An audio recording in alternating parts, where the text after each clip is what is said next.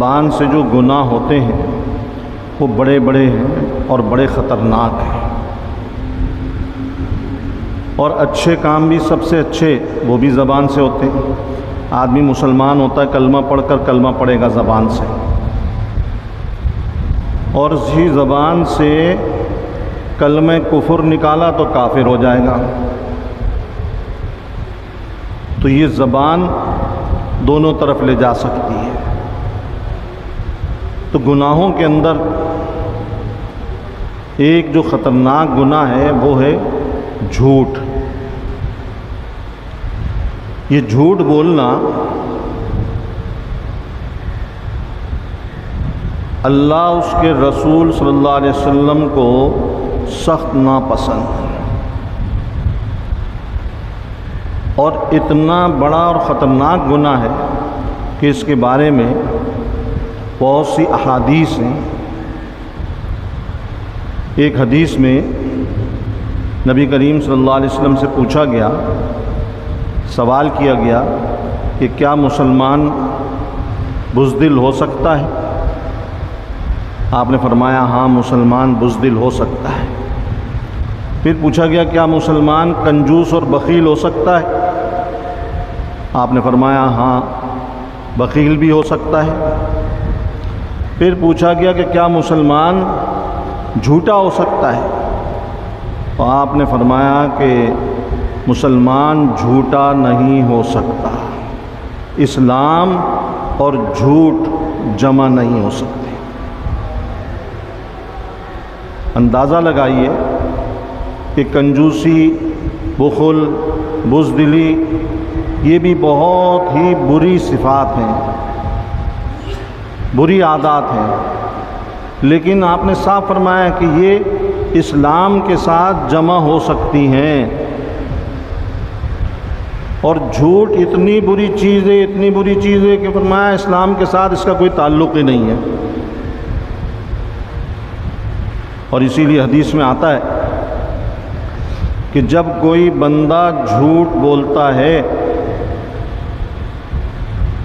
تو اس کے جھوٹ بولنے سے ایک بدبو پیدا ہوتی ہے، اور وہ بدبو فرشتے جو رحمت کے فرشتے ہیں وہ برداشت نہیں کر سکتے۔ تو جھوٹ بولنے کی بدبو سے فرمایا نبی کریم صلی اللہ علیہ وسلم نے کہ اللہ کی رحمت کے فرشتے 1 میل دور بھاگ جاتے ہیں۔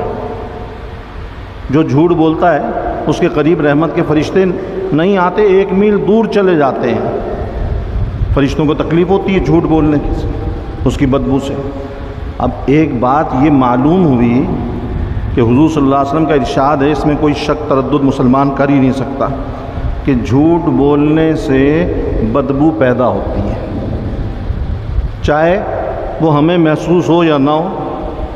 ایک آدمی نے خوب عطر لگایا ہوا ہے، پرفیوم لگایا ہوا ہے، اسپرے کیے ہوئے، اور جھوٹ بول رہا ہے، ہم کہیں ہمیں تو کوئی بدبو نہیں آ رہی، خوشبو آ رہی اس سے۔ وہ جو بدبو ہے وہ روحانی بدبو ہے، اور وہ روحانی بدبو جو محسوس کرتے ہیں وہ فرشتے محسوس کرتے ہیں، اور جن کا ان فرشتوں سے اور اللہ سے زیادہ تعلق ہے وہ محسوس کرتے ہیں۔ اس لیے ہر گناہ کے اندر بدبو ہوتی ہے، جتنے بھی گناہ ہیں سب کے اندر بدبو ہے، اور اس بدبو کا اثر پڑتا ہے ان رحمت کے فرشتوں پر، کہ جہاں گناہ ہوتا ہے وہاں سے رحمت کے فرشتے بھاگ جاتے ہیں، دور ہو جاتے ہیں، چلے جاتے ہیں۔ جیسا کہ وہ حدیث آپ نے سنی ہوگی، پڑھی ہوگی، کہ جہاں پر تصویر ہوگی جاندار کی، کتا ہوگا، وہاں رحمت کے فرشتے نہیں آئیں گے۔ کیوں؟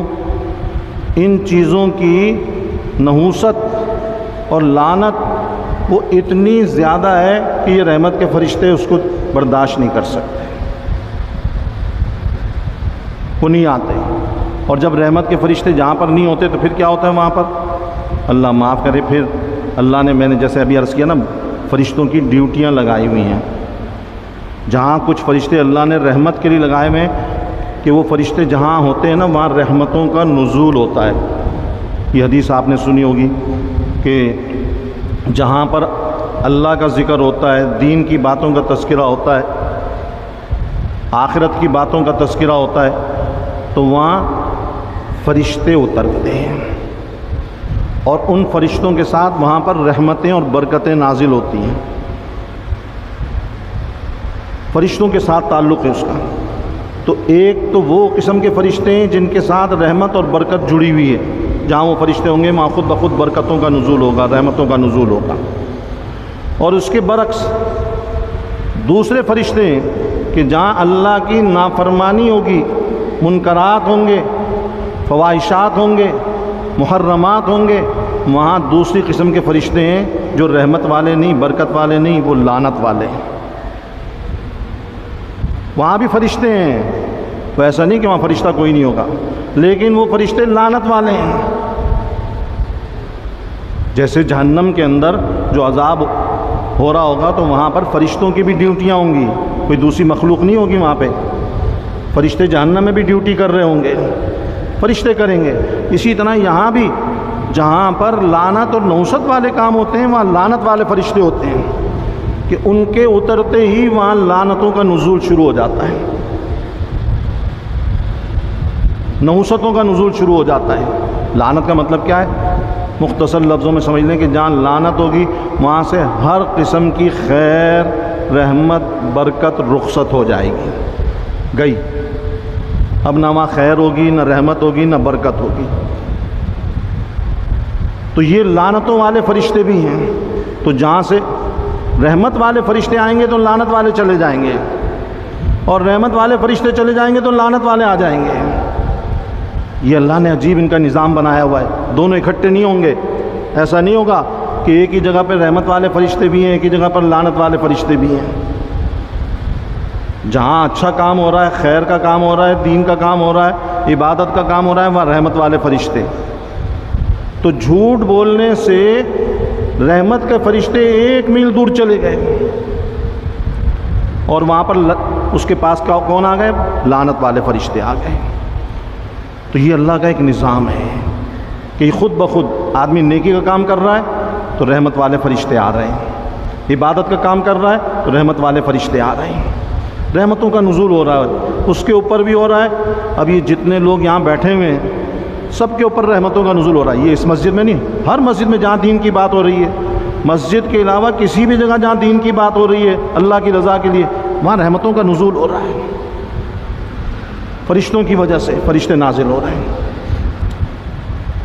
تو جھوٹ بولنا یہ اللہ رسول کی نظر میں بہت ہی برا عمل ہے، گندا عمل ہے۔ اس لیے نبی کریم صلی اللہ علیہ وسلم نے سختی سے منع فرمایا کہ خود بھی جھوٹ مت بولو، بچوں کی بھی تربیت ایسی کرو کہ وہ بھی جھوٹ نہ بولیں۔ اب کیا ہے، تھوڑی چھوٹی چھوٹی سی باتوں پر لوگ جھوٹ بول دیتے ہیں۔